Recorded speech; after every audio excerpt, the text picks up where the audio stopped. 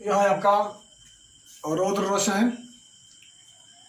इसके पहले मैंने अन्य रसों को बता दिया है। बीच में कुछ कारणवश मैंने नहीं पढ़ाया था, तो आज से जो बाकी जो रस है मैं पढ़ा रहा हूँ। तो रौद्र रस के बारे में आज हम लोग पढ़ेंगे। रौद्र रस क्या है? रौद्र रस का स्थायी भाव देखिए लिखा है क्रोध। रौद्र रस का स्थायी भाव क्रोध होता है।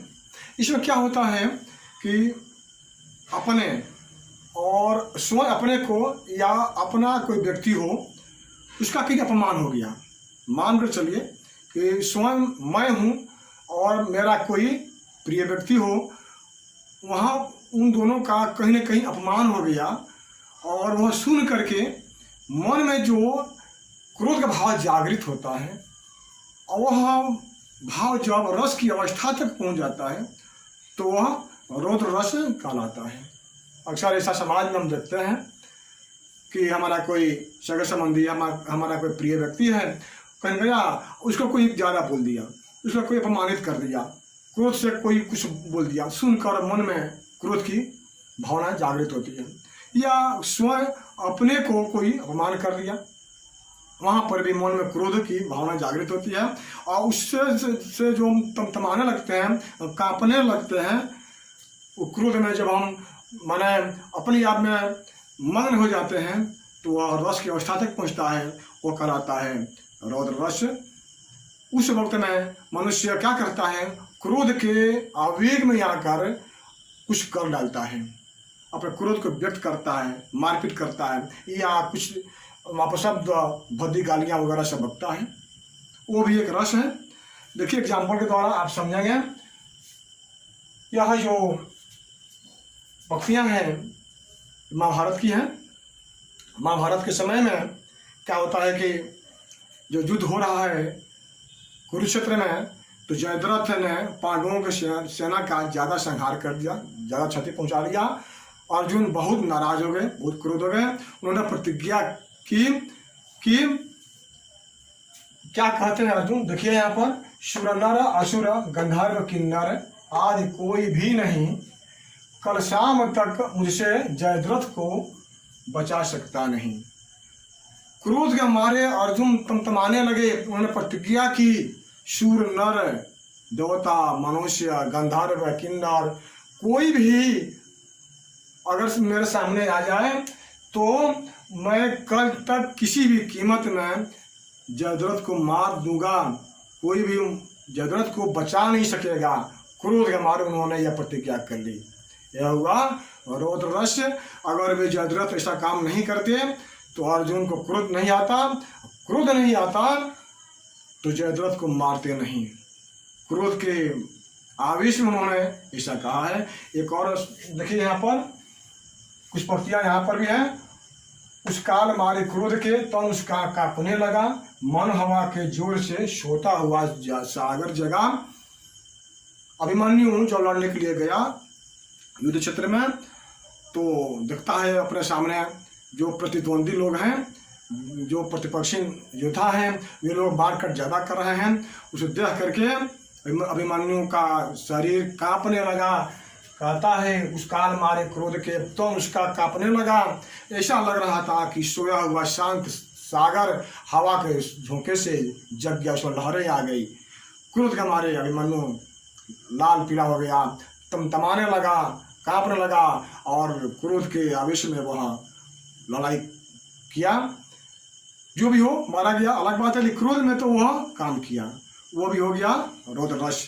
तो जब हम क्रोध करते हैं किसी भी कारण से तो वह हम रौद्र की रस में हम पहुंच जाते हैं। फिर आगे मैं दिखा रहा हूं विभत्स रस को। देखिए आप लोग, इसका स्थायी भाव घृणा है।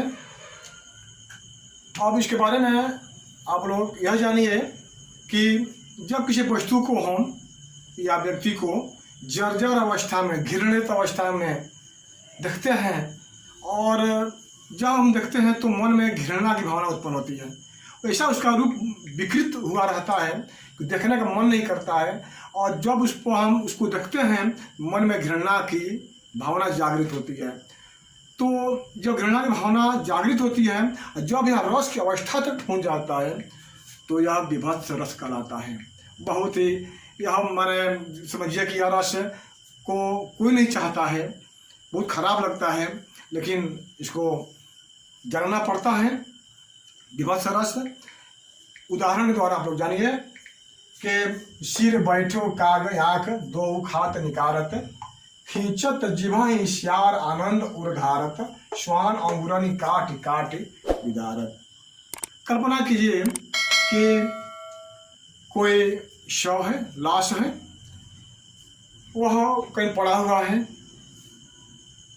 उस लाश पर, मृत शरीर पर कौवा बैठा हुआ है, सिर पर बैठा हुआ है और कौवा बैठा हुआ है। आँख दो खात निकारत, कौवा बैठकर उस शव की आँखों को ठोर से मार मार कर खा रहा है और निकाल रहा है। कौवा किसी लाश के सिर पर बैठकर उसकी आँखों को अपने चोंच से मार मार कर खा रहा है और आँखों को निकाल रहा है। उसके बाद खींचत जिभहि श्यार, श्यार आता है तो उस लाश की जीभ को खींच करके खा रहा है और आनंद मना रहा है। उसके लिए तो बहुत ही उत्सव का माहौल है, श्यार के लिए या कौवा के लिए या कुत्ता के लिए, क्योंकि उन लोगों के लिए तो भोजन वही है, प्रिय भोजन है, लेकिन हमारे लिए तो विभत्स है, वो खराब है। तो श्यार बहुत आनंद मग्न हो रहा है, जीभ को खींच खींच तान तान कर खा रहा है, चुबला चुबला कर खा रहा है, उसको मजा आ रहा है। श्वान अंगुली काट काट विदारत, श्वान यानी कुत्ता, कुत्ता अंगुली को काट काट करके खा रहा है, उसको एकदम अलग अलग कर दिया है, काट काट करके छत बिछत कर दिया है कुत्ता। इस कंडीशन में यदि हम और आप देखते हैं उस लाश को एकदम छत बिछत स्थिति में, तो मन में क्या होता है? घृणा की भावना उत्पन्न होती है, देखने का मन नहीं करता है, वहाँ से लगता है कब भाग जाए। तो यह भी एक रस है, विभत्स रस है, जो बहुत ही खराब रस है, देखने का मन नहीं करता है, ये भी एक रस ही है। तो यह आपका विभत्स रस हुआ। आप लोग पूरा रस को याद कर लेंगे, बार बार पढ़ेंगे तो याद भी हो जाएगा, और भी इसके एग्जाम्पल भी और भी हो सकते हैं। आप लोग उसको खोजिएगा, अपने जो टेक्स्ट बुक आप लोगों का उसमें पढ़िएगा, सब मालूम हो जाएगा। इसके बाद एक और वीडियो बनाएंगे जिसमें कि अगला जो रस है उसको समाप्त कर देंगे, उसमें हम आप लोग सब रस जान जाएंगे, पढ़ लेंगे, और इसे आप पूरा, मुझे पूरा विश्वास है कि आप इसको समझेंगे, आपकी समझ में सब रस आ जाएंगे और आप लोग इससे लाभान्वित होंगे। यदि हाँ मेरा पढ़ाया हुआ रस आपको अच्छा लग रहा है तो सब्सक्राइब कीजिएगा, शेयर कीजिएगा और अपने दोस्तों तक भी पहुंचाइएगा, जिससे वे लोग भी इससे लाभ उठा सकें। धन्यवाद।